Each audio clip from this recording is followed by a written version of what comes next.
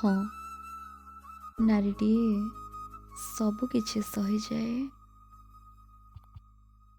ବୋଧେ ଏ ଦୁନିଆର ସବୁଠୁ ଅଧିକ କଷ୍ଟ ସହିବାର କ୍ଷମତା ଗୋଟିଏ ନାରୀ ପାଖରେ ହିଁ ଅଛି।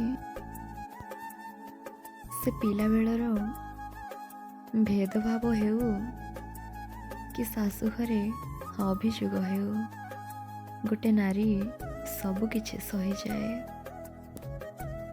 ଭୁଲ ନଥାଇ ବି ସେ ହଜାରେ କଥା ଶୁଣେ, ତଥାପି ସେ କେବେ ଭାଙ୍ଗି ପଡ଼େନି। ବାସ୍ ଭାଙ୍ଗି ପଡ଼େ ତ କେବଳ ଗୋଟିଏ କଥା ପାଇଁ,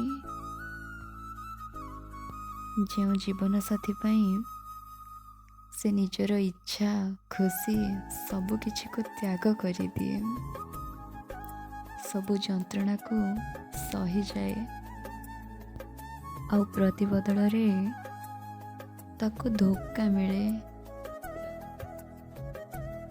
ଗୋଟେ ନାରୀ ମନରେ ପ୍ରେମ ଆଉ ସମ୍ମାନ ଥିଲେ ହିଁ ଗୋଟେ ନାରୀ ଚୁପଚାପ ସବୁ କିଛି ସହିଯାଏ। ନହେଲେ ଏ ଦୁନିଆର ନାରୀଠୁ କଠୋର ହୃଦୟ ବୋଧେ ଆଉ କାହାର ବି ନାହିଁ।